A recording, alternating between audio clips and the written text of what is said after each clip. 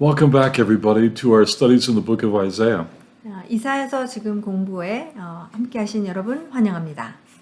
We gave our own introduction to the book the last time we were together. 지난번에는 저희가 이사야서 서론을 굉장히 길게 다루었죠. Today, we look at Isaiah's introduction to his book. 그래서 오늘은 이사야 선지자가 이사야서의 서론을 이제 하고 있다는 것을 오늘 보도록 하겠습니다. God gave Isaiah the messages to speak on the streets of Jerusalem. 그래서 하나님께서 이사야 선지자를 부르시면서 예루살렘의 길가에서 선포하도록 부르셨어요. These messages or sermons that he preached became the book of Isaiah. 그래서 실제로 이사야 선지자가 이렇게 길가에서 예루살렘 길가에서 설교한 모든 내용들을 이제 합친 것이 이사야서가 된 것이죠. But there is pretty good evidence to suggest that the order in which we see these messages in the book is not the order in which Isaiah preached them. 근데 학자들이 이 부분에 대해서 동의하는데요. 그러니까 이사야 선지자가 길가에서 설교한 내용들이 지금 이사야서에 나오고 있는데 그게 순서대로 그대로 나오고 있는 것은 아니다라는 것을 말하고 있습니다. But the book of Isaiah is also divinely inspired, and the messages are in the order exactly how God wants them to be. 그래서 시간적으로는 순서가 바뀌었다고 우리가 볼 수 있지만 이사야서는 하나님께서 하나님의 감동으로 하나님의 숨결로 쓰여진 것이기 때문에 하나님께서 원하시는 그 메시지의 순서대로 그대로 말씀하고 계신다는 것을 우리가 확신할 수 있죠.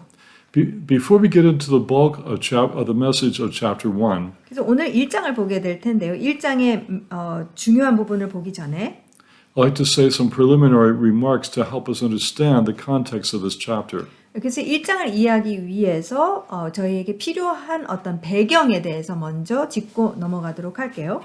1장 1절에서부터 우리가 시작하고 있습니다. 유다왕 우시아와 요담과 아하스와 히스기야 시대에 아모스의 아들 이사야가 유다와 예루살렘에 관하여 본 계시라. This begins Isaiah introducing to us his writings. 그래서 이사야 선지자가 당신의 이제 기록된 말씀을 갖다가 소개하는 그 시작점인 것이죠. We know generally the time frame in which this book was written because he mentions the kings.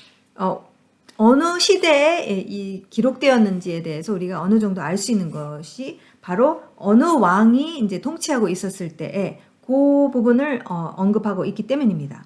Later on in chapter 6, Isaiah will get more specific about the date in which the message was given. 그래서 6장에 가게 되면은 이사야 선지자가 더 구체적으로 어느 왕의 통치하에 있었을 때를 이제 언급하고 있는 것을 보게 됩니다. Now, talking about chapter 6, if we study the book of Isaiah, anyone who reads it would say chapter 6 is a great introduction to the book. 근데 아마 이사야서를 읽고 있는 분들이 6장을 봤었을 때에 6장이 가장 이사야서의 뭐랄까요? 서론, 시작점이 6장이 제일 좋지 않을까라고 생각할 수 있겠습니다.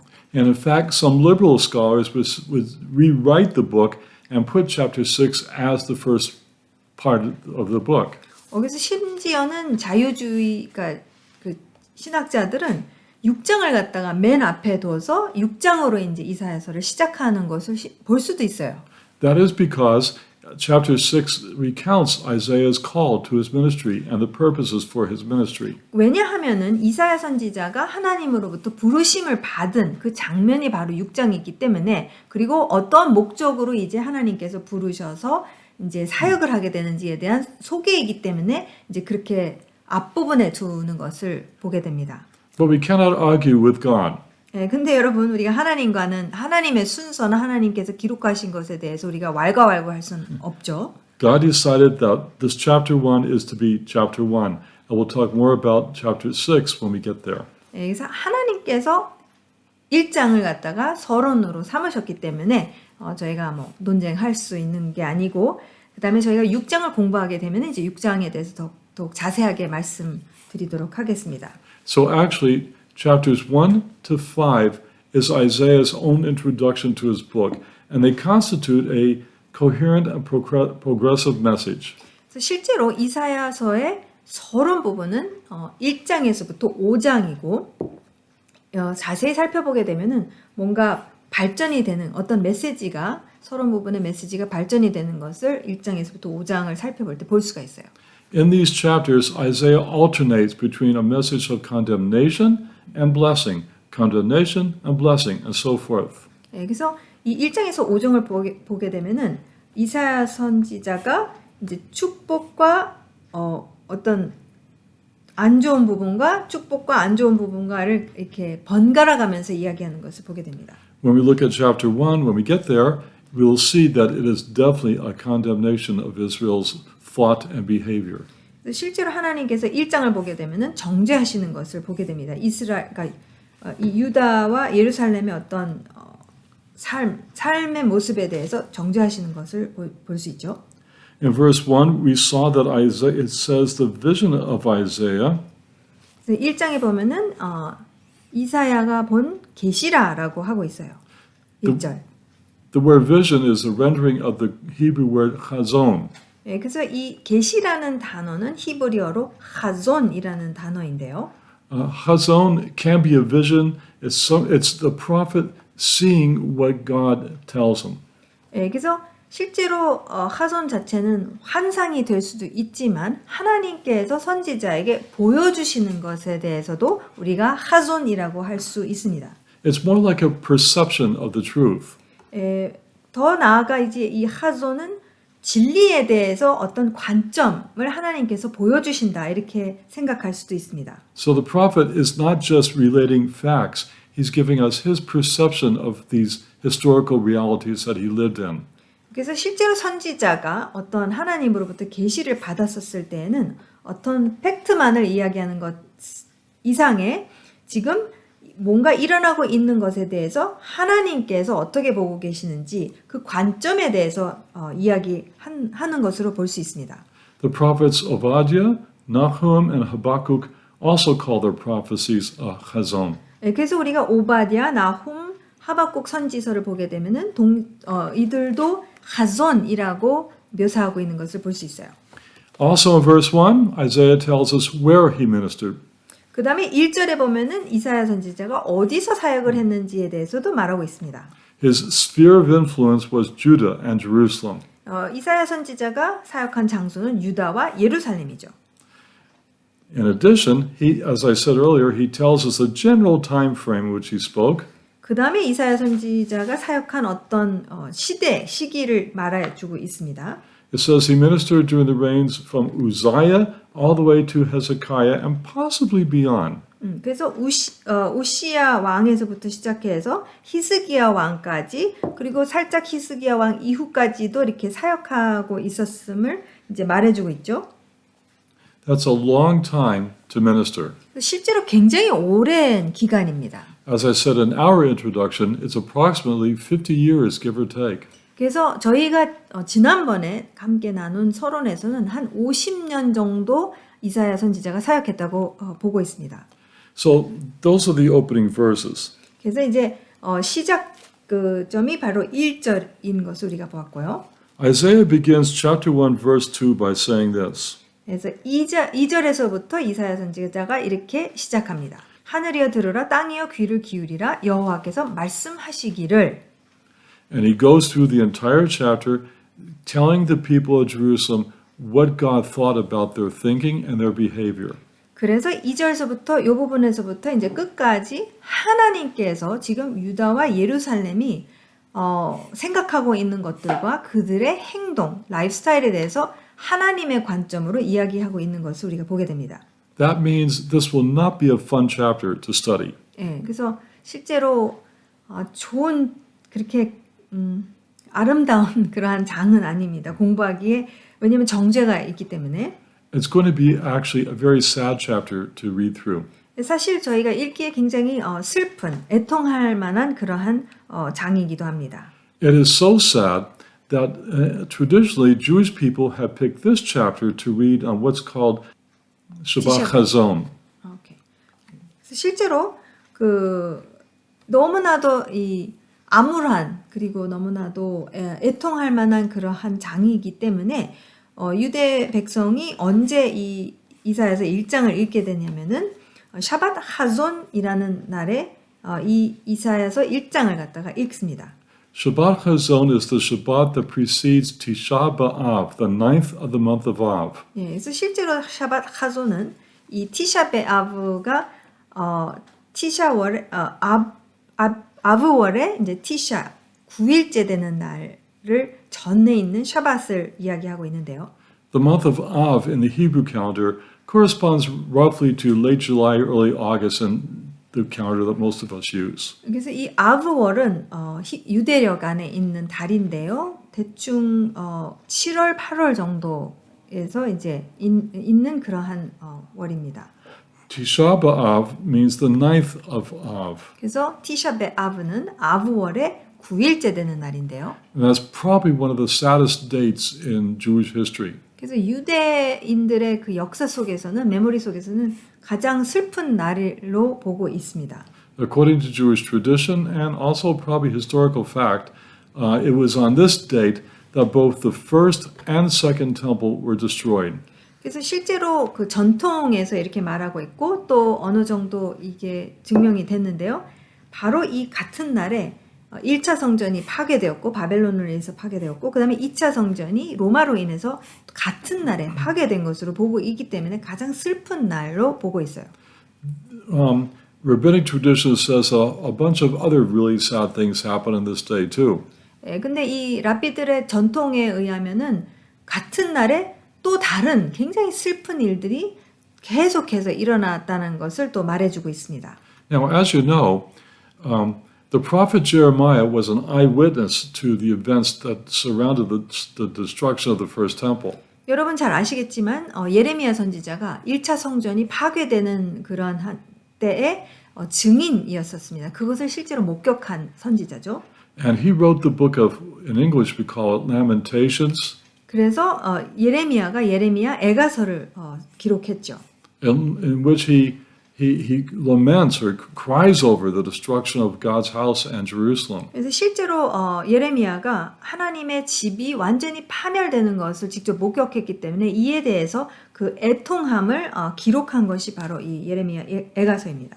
Well, this chapter in Isaiah was written by Isaiah over 100 years before Jeremiah was living. 그래서 실제로 이사야 선지자는 사실 이 1장이 기록된 것은 예레미야 선지자 실제로 1차 성전이 파괴된 지 100년 전에 기록하고 있는 것이거든요. But remember, Isaiah is a prophet like Jeremiah was, and he saw the events coming. 근데 여러분 아시다시피 이사야 선지자는 선지자이기 때문에 앞으로 일어날 일들에 대해서 하나님께서 보여주셨고 알았기 때문에 이제 이것에 대해서 말하고 있는 것을 선포하고 있는 것을 우리가 1장에서 보게 되고 예레미야는 그 당대에 살았던 예레미야도 물론 선지자였고 당대에 살았던 그런 선지자이죠.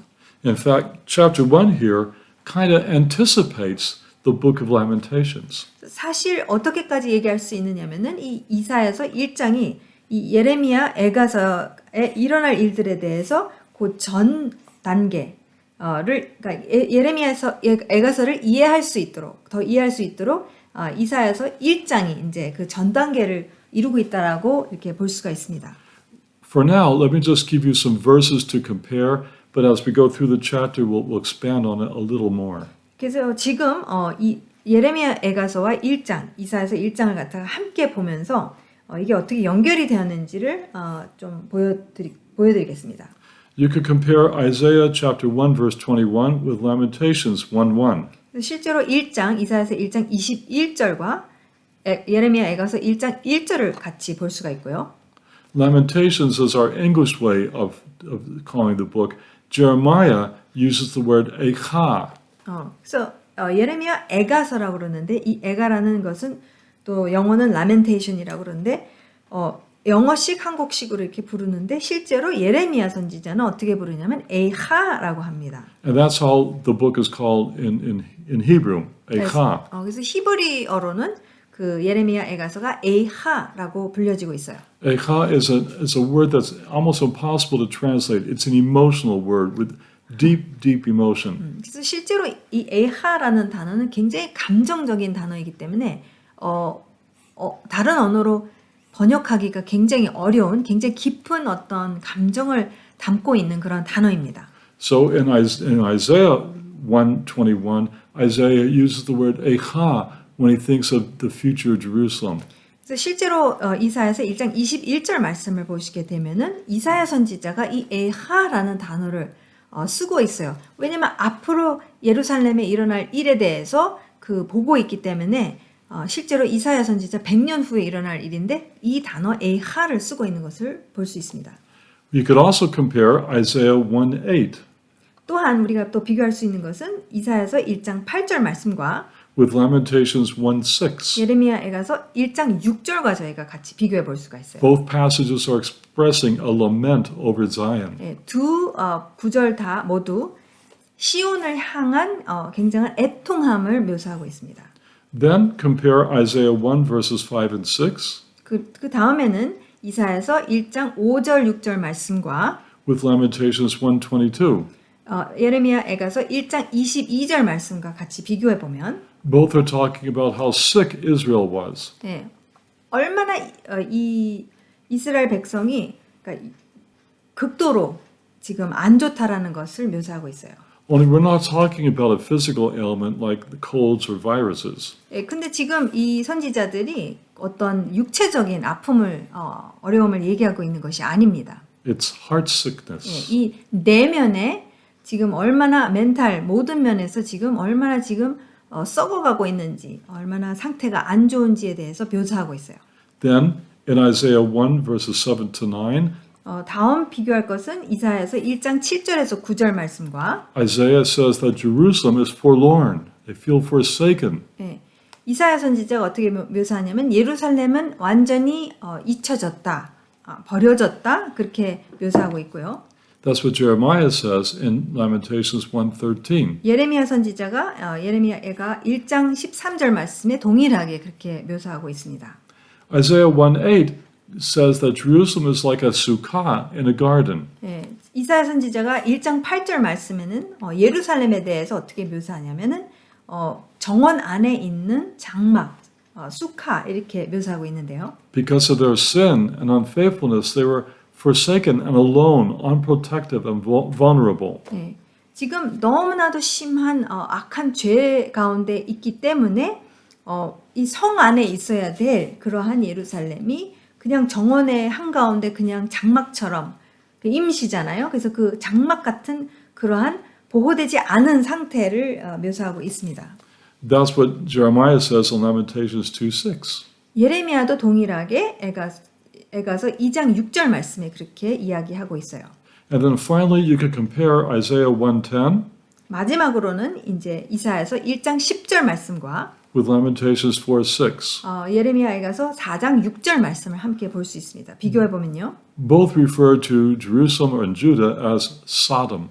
두 선지서에서 예루살렘과 유다에 대해서 어떻게 묘사하냐면 소돔과 같다라고 하고 있어요. We'll talk about this when we get there. 네, 이 부분에 대해서는 이제 저희가 구절을 볼 때 이제 더 깊이 공부하겠습니다. One more word about Isaiah's introduction here. 한 가지 더 이 이사야 선지자의 서론 부분에 대해서 언급하고 싶은 것은 Not only is Isaiah a great prophet, but he's an amazing literary genius. 이사야 선지자는 정말 위대한 선지자이기도 하지만 문학적으로 정말 굉장히 위대한 작가이기도 합니다. His book is full of word plays, letter plays, sound plays. 그래서 실제로 이사야 선지서를 보게 되면은 이 언어 유희도 있고 그다음에 그 사운드 갖고도 이렇게 플레이를 하고 있고 또한 그 히브리어 레터 갖고도 글자 갖고도 또한 이렇게 그것을 인용하는 것을 또한 볼 수가 있어요. And one of the things that Isaiah does best is that he develops what I call word pictures. 근데 이사야 선지자가 가장 잘하는 것 중에 하나는 무엇이냐면은 이 워드 픽처, 그러니까 어떤 단어를 갖고 이렇게 그림을 그리는 것을 굉장히 탁월하게 합니다. He'll introduce a picture, a subject like a forest or light. 예를 들어서 어떤 것에 대해서 이야기를 하는데 이제 어떤 숲이나 그다음에 빛에 대해서 이렇게 그 단어들을 이제 사용하게 되면서 And then throughout the book he develops these word pictures. 그래서 이 전체 이사야서에서 이 단어들을 갖고 그것을 더 더욱더 확장시키고 발전해가는 것을 우리가 볼 수 있어요. So that by the end of the book, he uses these word pictures in a magnificently beautiful way to convey his message. 그래서 메시지를 전하기 위해서 이 이사야에서 끝부분에 가게 되면은 이게 발전이 된 상태, 확장된 상태에서 굉장히 아름다운 그런 이미지를 우리가 그릴 수 있게 되기 때문에 참 정말 탁월합니다. Some of Isaiah's important word pictures are introduced for us here in chapter 1. 예, 근데 놀랍게도 지금 1장에서 이사야 선지자가 이제 앞으로 할 워드 픽처의 그런 그 확장에서 그 워드, 단어들이 이 1장에서 또한 나오고 있습니다. Now we are ready to go through chapter 1. 그래서 1장을 저희가 이제 자세하게 살펴보도록 하겠습니다. Let's read verses 1 to 4. 2절 하늘이여 들어라 땅이여 귀를 기울이라 여호와께서 말씀하시기를 내가 자식을 양육하였거늘 그들이 나를 거역하였도다. 소는 그 임재를 알고 나귀는 주인의 구유를 알건만은 이스라엘은 알지 못하고 나의 백성은 깨닫지 못하는도다 하셨도다. 슬프다 범죄한 나라요 허물진 백성이요 행악의 종자요 행위가 부패한 자식이로다.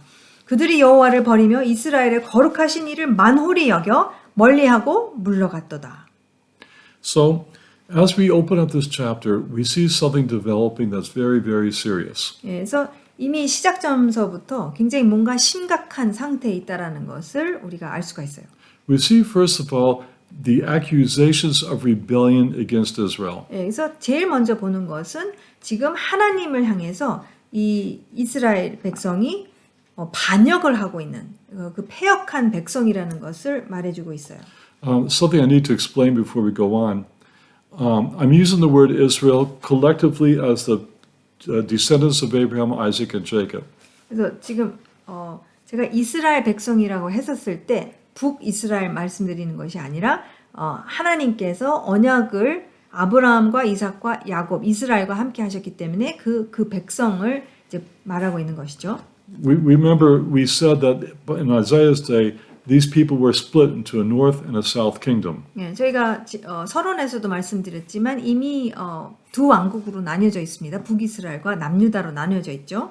The northern kingdom was called Israel. 예, 그래서 북이스라엘, 그러니까 북쪽에 있는 왕국이 이스라엘이라는 이름을 갖고 있는데 그것을 말씀드리는 건 아닙니다. But both kingdoms are one and the same people. They're all physical descendants of Abraham, Isaac, and Jacob. 민족적으로는 사실 같은 동족이죠. 바로 아브라함과 이삭과 이 야곱의 그 후손들입니다. 그래서 이제 제가 이스라엘 백성이라고 했었을 때는 그 전체를 이제 말하고 있는 것입니다. So when I, the teachers, say Israel, I mean both kingdoms. That means the united people. 예, 그래서 실제로 이스라엘 전체, 그러니까 남유다, 북이스라엘 전체 백성을 두고 말하는 것입니다. Isaiah accuses the people of Israel of rebellion. 그래서 이사야 선지자가 바로 이 이스라엘 백성이 하나님을 향해서 반역하고 반항을 하는 것에 대해서 지금 분명하게 지적하고 있어요. How does he do this? 어떻게 합니까? Well, the words of Isaiah take us into a courtroom. 실제로 이 이사야 선지자가 사용하고 있는 단어들을 보게 되면은 이제 법정 들어가 있는 것 같아요. In this chapter, a divine court of law is envisioned. 그래서 실제로 이사야가 보고 있는 이 계시는 무엇이냐면 지금 하나님의 어떤 법정에서부터 어떤 그 관점을, 그러니까 하나님께서 그 그림을 보여주고 계십니다. In Hebrew, a lawsuit is described by the word riv. In English, R-I-V. 그래서 실제로 그 소송이 일어나고 있는 것이죠. 지금 하나님 앞에서 그렇게 일어나고 있고 히브리어로는 리브라는 이 단어를 쓰고 있습니다. By accusing Israel of rebellion, in essence, Isaiah was saying, or God through Isaiah was saying to Israel, I'm bringing you to court. I have a lawsuit against you. 그래서 실제로 이 단어를 쓰는 것을 보게 되면은 하나님께서 그러니까 이사야 선지자를 통해서 이스라엘 백성의 소송을 거는 거죠. Now, I don't think Isaiah uses the word riv here, but Jeremiah does. 이사야 선지자는 여기에서 리브라는 단어를 쓰고 있지는 않지만 예레미야 선지자는 이제 나중에 쓰는 것을 볼 수 있어요. For example, Jeremiah 2:9 says this. 예레미야서 2장 9절 말씀. 그러므로 내가 다시 싸우고 너희 자손들과도 싸우리라 여호와의 말씀이니라. And with your sons' sons I will contend. 너희 자손 아들의 아들들과도 내가 싸우리라라고 하나님께서 말씀하십니다. The word that we translate contend, the Hebrew word is the word riv. 그래서 여기에서 지금 싸우다라는 단어로 번역이 되어졌는데요. 히브리어로는 리브라는 단어입니다. Contend is too weak of a translation. It doesn't communicate what's going on. 그래서 싸우다라고 그러면 너무 좀 보편적이잖아요. 뭐 육적인 싸움일 수도 있고 근데 정확하지 않기 때문에 사실 이 단어 히브리어 단어를 보게 되면은 이게 법적 소송인 것이죠. By the choice of words in Hebrew, God is saying to Israel, Jeremiah is saying to Israel what Isaiah was communicating. You're going to court. I'm suing you for covenant unfaithfulness. 네, 지금 하나님께서 이스라엘 백성을 두고 예레미야 선지자 또한 이사야 선지자를 통해서 지금 너가 나를 반역했기 때문에 내가 너를 법적으로 고소한다, 소송을 건다라고 이제 말씀하시는 것입니다. In Isaiah 1:4, Isaiah calls Israel a sinful nation.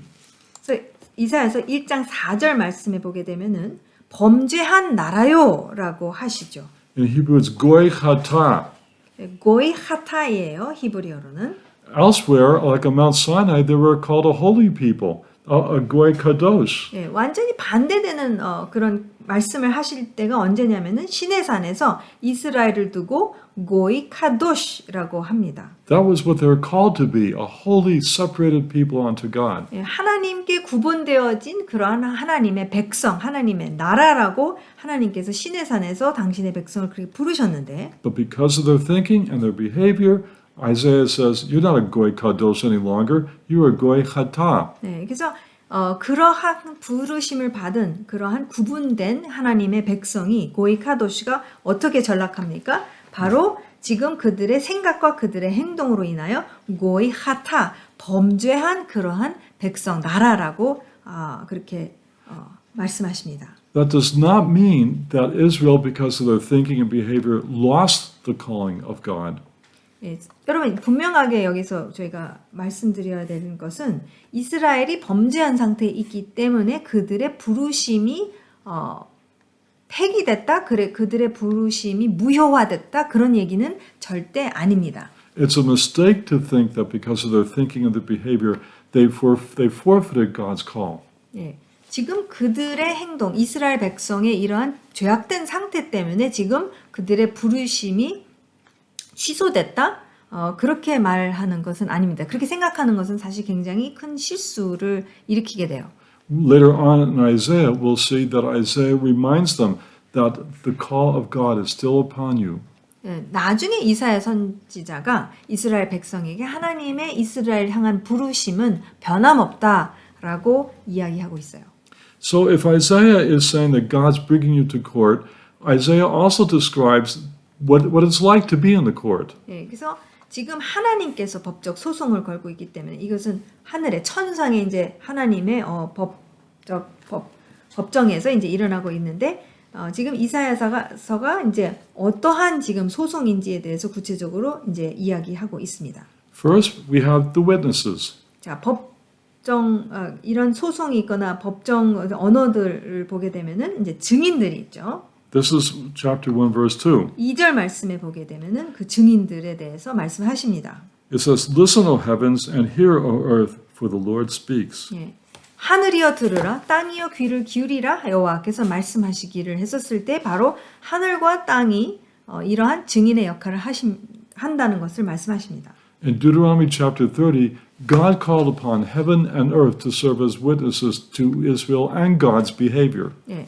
그래서 하나님께서는 사실 이게 처음 나오는 그런 표현이 아니라 실제로 신명기 30장 19절 말씀에서 이미 하나님께서는 하늘과 모든 천지 하고 땅과 지금 증인들을 부르셔서 하나님께서 당신께서 언약을 지키시는 분인지 아닌지 이제 앞으로 보아라 이렇게 말씀하시면서 증인으로 세우시는 것을 보게 돼요.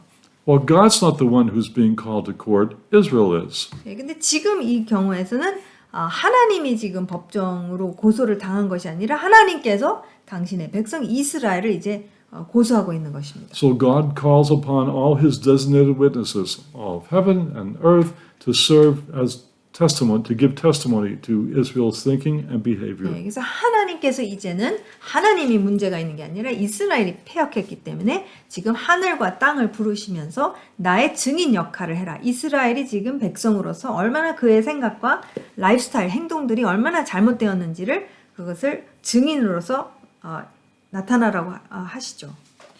So that's the witnesses. Secondly, the charges are laid out in this courtroom scene. 네, 그래서 지금 증인들이 있고 그 다음에 이 법정에서는 이 소송에서는 지금 소송 내용이 있습니다. We'll expand this very soon, but basically verses 2 to 23 record the charges that God has against Israel. 그래서 실제로 2절에서부터 23절까지 하나님께서 지금 어떤 내용으로 지금 소송을 걸고 있는지 그 내용이 있습니다. Simply put, at the end of verse 2, it says they have revolted against me, or rebelled or revolted against me. 네, 그래서 그것을 요약하자면은 이 내용을 요약하자면은 2절 끝부분에 그들이 나를 거역하였도다라고 하십니다. It's the Hebrew word pesha. 그래서 히브리어로는 페샤라는 단어에 거역하다가 We could translate this to mean they acted like a criminal. 네, 이것을 더 이제 거역하다라는 것을 좀 더 구체적으로 묘사하자면은 범인처럼 행동하고 있다. 그러니까 범인처럼 그런 삶을 살고 있다라는 것으로 이제 묘사할 수가 있어요. So the witnesses, the charges. Thirdly, we have an example here of the reasoning that takes place in a courtroom. 예, 그 다음에 이제 증인들이 있고, 그 다음에 소송 내용이 있고, 그 다음에 이제 법정에서는 그런 절차가 있죠. 그러니까 여차여차하기 때문에 이렇다라는 것, 그런 것이 그대로 이제 나타나고 있는 것을 우리가 1장에서 볼 수가 있어요. We have this recorded for us beginning in verse 18. 1장 18절 말씀을 보게 되면은 God says to his rebellious people in verse 18, Come now, let us reason together. 네, 그래서 이게 변론이라는 거죠. 18절 여호와께서 말씀하시되 오라 우리가 서로 변론하자라고 하십니다. This expression was used in a courtroom scene when a reeve or lawsuit was taking place. 실제로 법정에서 어떤 고소가 들어오거나 소송이 있을 때는 이러한 변론하는 것을 우리가 보게 되죠. It means let us reach an understanding about what's going on here. 네, 어떤 뜻이냐면 왜 변론을 하게 되냐면 지금 서로의 입장에 대해서 서로 이해를 하기 위해서 이제 변론을 하자라는 거죠.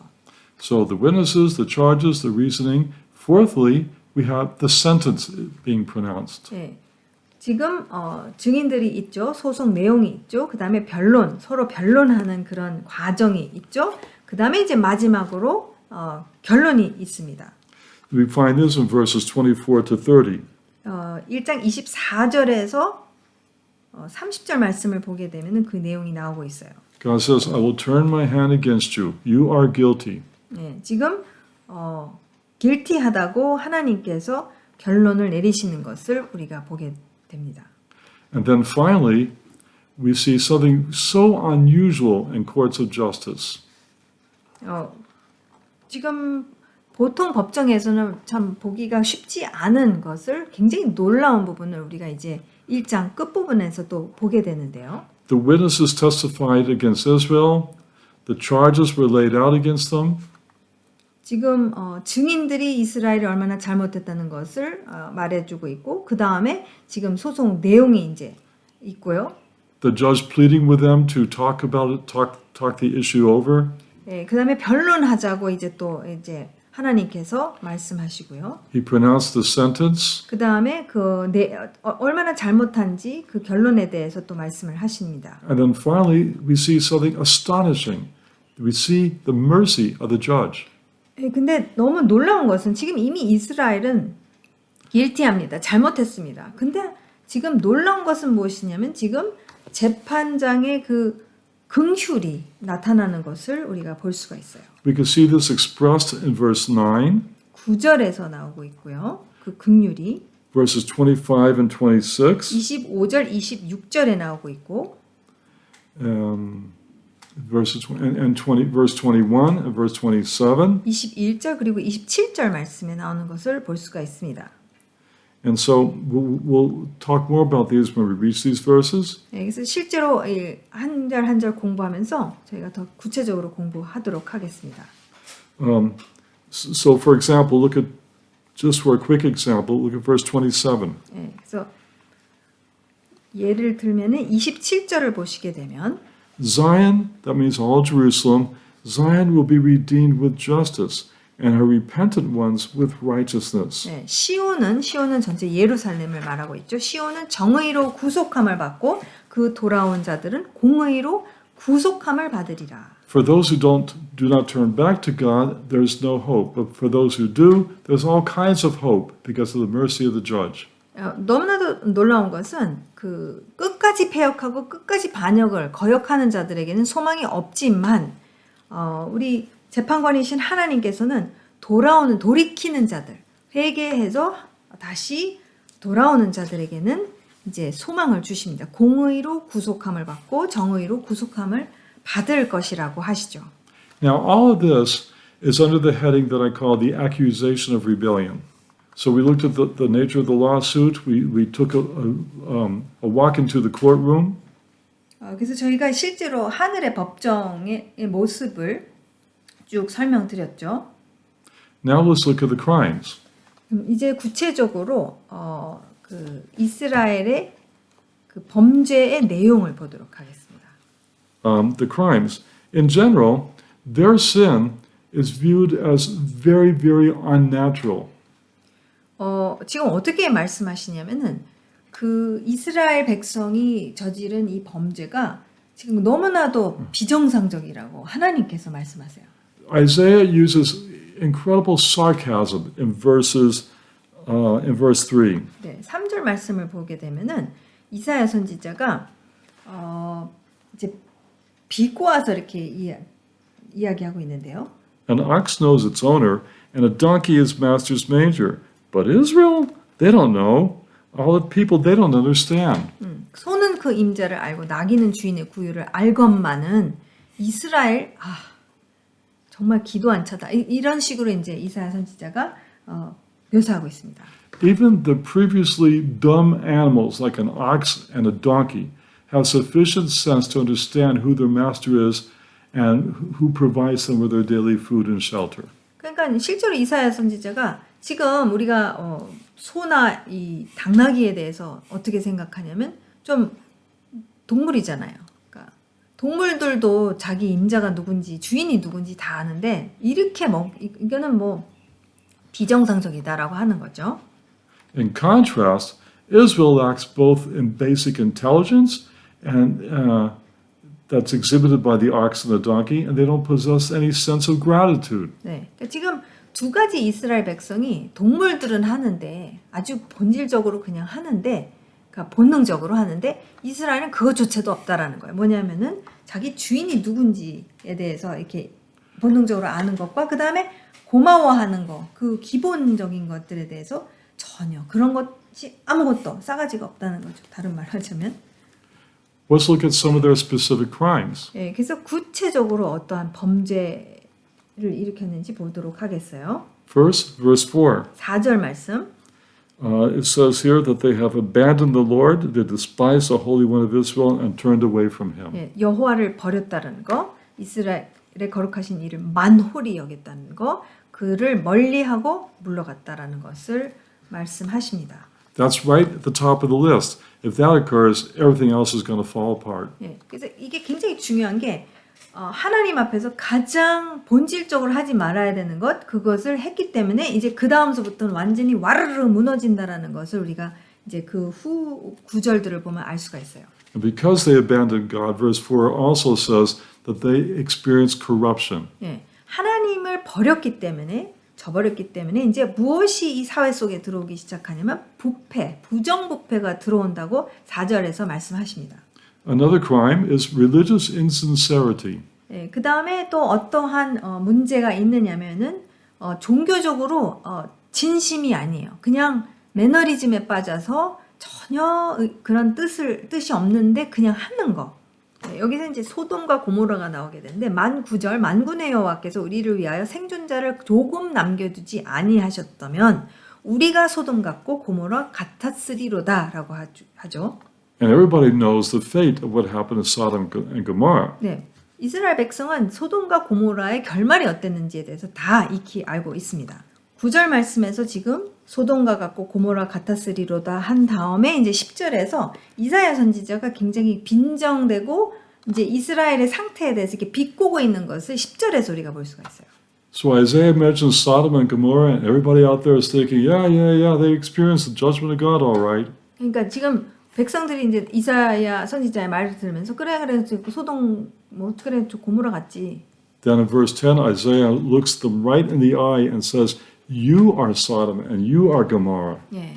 그래서 10절에 이사야 선지자가 그 백성들을 그냥 눈으로 딱 바라보면서 너희 소돔의 관원들아라고 이제 너네가 바로 이 소돔이다라고 지금 완전히 지적하고 있는 것을 볼 수가 있어요. 너희의 무수한 재물이 내게 무엇이 유익하뇨? 나는 순양의 번제와 살찐 짐승의 기름에 배불렀고 나는 수송아지나 어린 양이나 순념소의 피를 기뻐하지 아니하노라 라고 하시죠.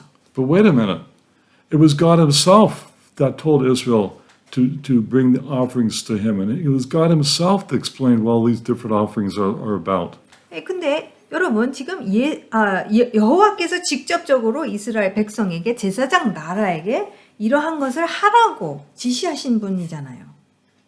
Is God changing his mind? 그럼 지금 하나님께서 그거 더 이상 하지 말라라고 하면서 지금 뭔가 변화가 일어난 것입니까? Not at all. There is nothing imperfect whatsoever with God's system of offerings and sacrifices. 예, 지금 하나님께서 이스라엘 백성에게 지시하신 제사장 나라로서 어떤 역할을 해야 되는 것 그 자체가 문제가 있는 게 전혀 아니죠.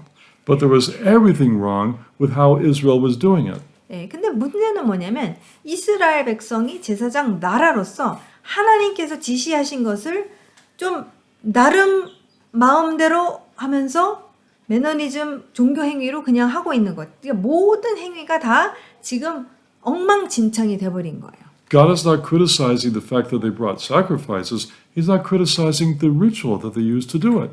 예, 그러니까 하나님께서 지금 이스라엘 백성이 제물을 가지고 와서 코르반을 하나님께 앞에서 하는 것들 이런 것을 지금 문제 삼고 계시는 것이 지금 아니에요. He's criticizing the heart and mind of the people that are bringing these offerings. 네, 지금 이것을 갖고 오고 있고 이 모든 행위를 하고 있는 사람들의 내면적 태도와 생각과 그러한 상태에 대해서 하나님께서 그것을 지금 지적하고 계시는 것이죠. They were insincere. 네, 전혀 지금 하나님과의 예배 행위를 지금 뭐를 하고 있는 것이 아니라 지금 진심이 안 들어가 있고 그냥 매너리즘으로 하고 있다는 거예요. Not only were they insincere, but they were just corrupt in how they, in their minds, in bringing them. 예, 지금 이것을 갖고 하나님 앞에서 이 모든 행위를 하는 것 자체가 이들의 생각 속에서 완전히 딴 생각을 하면서 이들이 이행하고 있기 때문에 의미가 없다. 이거는 하지 말아야 되는 거예요. 이런 식으로 할 거면 안 해야 되는 거예요. We could compare it to people who go to church today, 네, 그래서 예를 들자면 이제 오늘날 비교하자면 이제 교회 가는 거죠. or who may go to a synagogue. 아니면은 회당을 가는 유대인일 수도 있습니다. They put their religious clothes on. 그다음에 다 그러니까 종교적인 옷을 싹 입고, They get dressed up. 그다음에 그러니까 차려입고. They bring whatever religious stuff like a Bible or prayer book with them. 예, 그래서 이 행위에 필요한 그런 아이템들을 갖고 갑니다. 뭐 성경일 수도 있고 유대인들에게는 이제 기도책일 수도 있고. Their face has a holy look about it. 예, 그다음에 얼굴에는 굉장히 아주 경건한 얼굴 표정을 이렇게 하고 있어요. But as soon as the service is over, they go out and curse God and curse people and fight and cheat and do everything that they would normally do during the week. 그런데 예배 끝나고 이제 그 종교 행위가 끝나고 이제 나머지 6일 동안은 뭐 합니까? 그냥 제멋대로 산다는 거예요. 뭐 욕하고 사기치고 싸우고 뭐 고소하고 뭐 이런 전혀 지금 상관이 없는 라이프 스타일로 지금 살고 있는 상태에서 하는 행위들 하나님 앞에서 드리는 예배는 너무 괴롭은 거죠. God told Israel, if that's your attitude when you bring these offerings, I don't want to see you. Don't bring them. Don't come at all. 네, 그러니까 하나님께서는 그러한 태도와 마인드와 그러한 라이프 스타일을 갖고선 전혀 변하지 않은 상태에서 그리고 마음에 아무것도 느끼는 것도 없이 하나님 앞에 이런 것을 행위만 하기 위해서 오려면 행위가 문제가 되는 게 아니라 그렇게 오려면은 오지 말아라, 하지 말아라, 보고 싶지 않다라고 하시는 거죠.